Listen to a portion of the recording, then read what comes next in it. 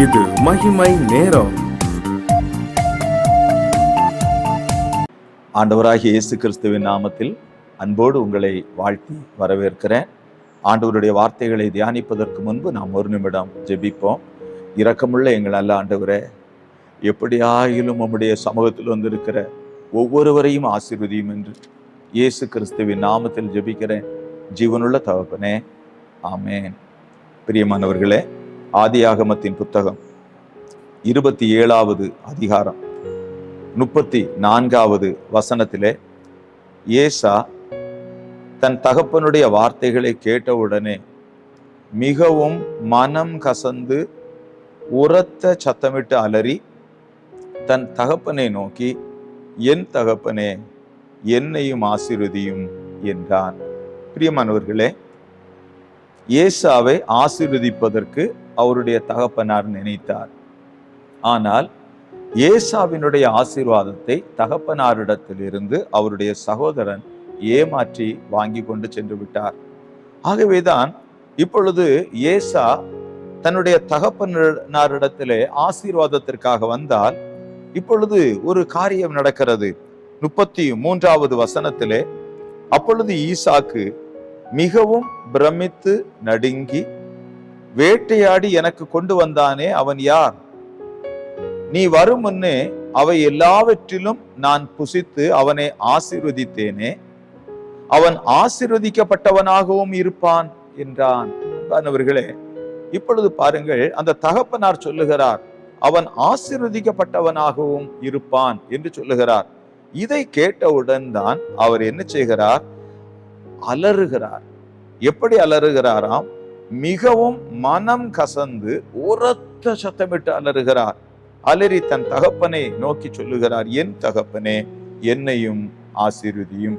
பிரியமானவர்களே, ஆசீர்வாதம் எங்கிருந்து வருகிறது என்று தெரியுமா?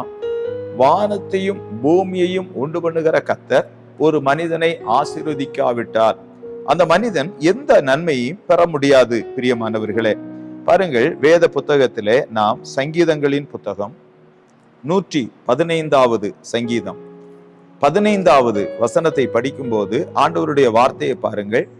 வானத்தையும் பூமியையும் படைத்த கர்த்தராலே நீங்கள் ஆசீர்வதிக்கப்பட்டவர்கள்.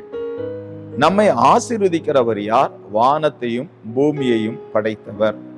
இந்த உலகத்திலே நாம் பிறக்கும் போது வெறுமையாகத்தான் இந்த மண்ணிலே அனுப்பப்பட்டோம். மறுபடியும் இந்த உலக ஓட்டத்தை முடிக்கும் போது வெறுமையாகத்தான் நாம் இந்த உலக ஓட்டத்தை விட்டு செல்ல முடியும். ஆனால் பிரியமானவர்களே, இந்த உலகில் நாம் இருக்கிற வரை தம்முடைய இரக்கத்தாலும் கிருபையினாலும் நிரப்பி நம்மை ஆசீர்வதிக்கிற ஒருவர் இருக்கிறார். பிரியமானவர்களே, ஒருவேளை இந்த உலக பெற்றோர் நமக்கு வைத்திருக்கிற ஆசீர்வாதத்தை பார்க்கிலும் மேன்மையான ஆசீர்வாதம் என்ற ஒரு ஆசீர்வாதம் இருக்கிறது. பிரியமானவர்களே, இப்பொழுது பாருங்கள், அவர் என்ன செய்கிறார் என்று பாருங்கள்.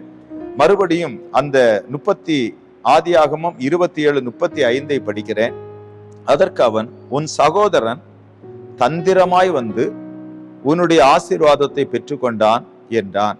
பாருங்கள், 36வது வசனத்திலே கடைசியிலே அவர் சொல்லுகிறார், நீர் எனக்கு ஒரு ஆசீர்வாதத்தை ஆகிலும் வைத்து வைக்கவில்லை, எனக்கு ஒரு ஆசீர்வாதமாவது கிடைக்காதா? பிரியமானவர்களே, எண்ணிக்கை கடங்காத ஆசீர்வாதங்களை நமக்கு வைத்திருக்கிறார். நாம் ஏதோ ஒரே ஒரு காரியத்தை நினைத்து கொண்டிருக்கிறோம், இந்த காரியம் எனக்கு கிடைக்காதா என்று. ஆனால் பிரியமானவர்களே, ஆண்டவர் வைத்திருக்கிற அந்த ஆசீர்வாதங்கள் நமக்கு வேண்டாமா? ஆண்டவர் எதிர்பார்ப்போடு நம்மை பார்க்கிறார். மகனே, நான் உன்னை ஆசீர்வதிக்கட்டும், மகளே, நான் உன்னை ஆசீர்வதிக்கட்டும் என்று எதிர்பார்ப்போடு நம்மை பார்த்து கொண்டிருக்கிறார். அன்பிற்குரியவர்களே, ஆகவே ஆண்டவர் நம்மை ஆசீர்வதிக்கும்படி வந்திருக்கிறார். ஆனால் ஏசா சொல்லுகிறார், நீர் எனக்கு ஒரு ஆசீர்வாதத்தையும் வைத்து வைக்கவில்லையா? பாருங்கள், மறுபடியும் அவர் சொல்லுகிறதை பாருங்கள். இங்கு நாம் 38வது வசனத்திலே படிக்கிறோம். அப்பொழுது அவன் தகப்பனாகி ஈசாக்கு அவனுக்கு பிரதியுத்தரமாக 38வது வசனத்தை படிக்கிறேன். ஏசா தன் தகப்பனை நோக்கி, என் தகப்பனே, இந்த ஒரே ஆசீர்வாதம் மாத்திரமா உம்மிடத்தில் உண்டு? என் தகப்பனே, என்னையும் ஆசீர்வதியும் என்று சொல்லி ஏசா சத்தமிட்டு அழுதான். என்னையும் ஆசீர்வதியும். பிரியமானவர்களே, ஒருவேளை உலக பிரகாரமான அநேக நன்மைகளை இழந்தது போல் உங்களுக்கு தெரிகிறதோ, ஏதோ ஒரு காரியத்துல நீங்கள் இழந்ததினால் துக்கப்பட்டு இருக்கிறீர்களோ. ஆனால் பிரியமானவர்களே, இப்பொழுது நம் நடுவில் ஒருவர் வந்திருக்கிறார், ஆண்டவராகிய இயேசு கிறிஸ்து. அவர் சொல்லுகிறார், நன்மையான எந்த ஈவும் பூரணமான எந்த வரமும் பரத்திலிருந்து உண்டாகி ஜோதிகளின் பிதாவினிடத்திலிருந்து இறங்கி வருகிறது. அவர்தான் நம்மை ஆசீர்வதிக்கிறவர். பிரியமானவர்களே, ஆனால் ஒரு காரியம் தெரியுமா? ஆண்டவரிடத்துல நாம் வருகிற போது அவர் நம்மை சரிப்படுத்துகிறார். அங்குதான் ஒரு முக்கியமான காரியம் நடைபெறுகிறது.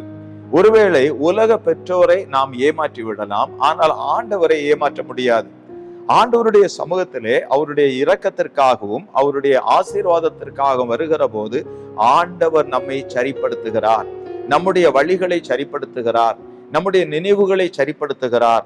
நம்முடைய சாயலிலே ஏதோ ஒரு மாற்றம் நேரிடுகிறது. பிரியமானவர்களே, ஏனென்றால் அப்போஸ்தலர் நடபடிகளின் புத்தகம் 3வது அதிகாரத்திலே ஆண்டவர் நம்மை ஆசீர்வதிப்பதற்கு அவர் செய்த காரியம் என்ன என்று 26வது வசனத்தை பாருங்கள்.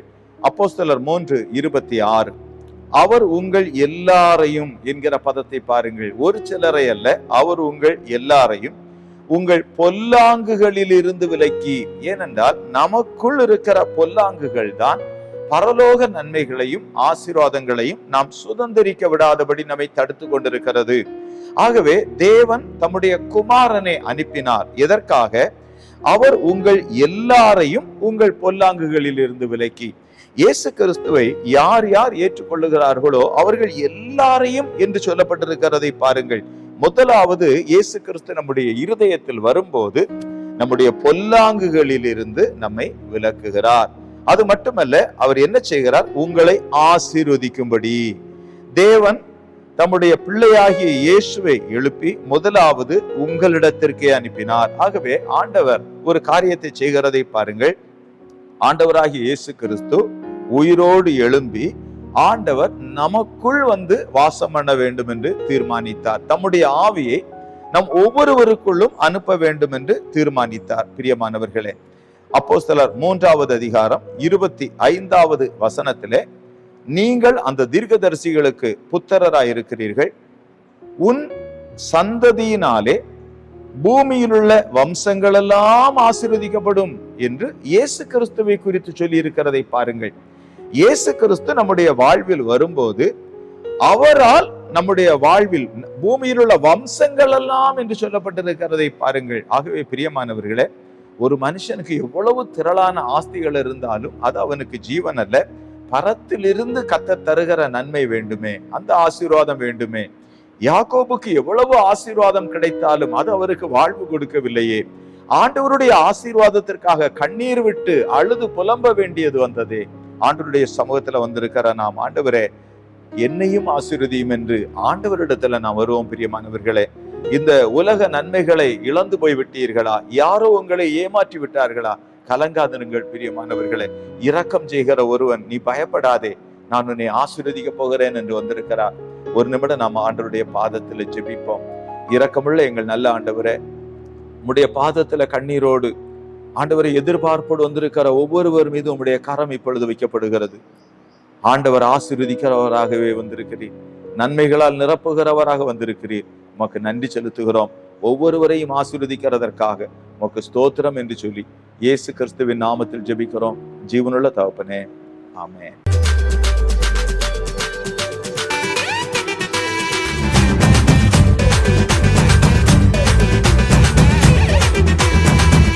மகிமை மகிமை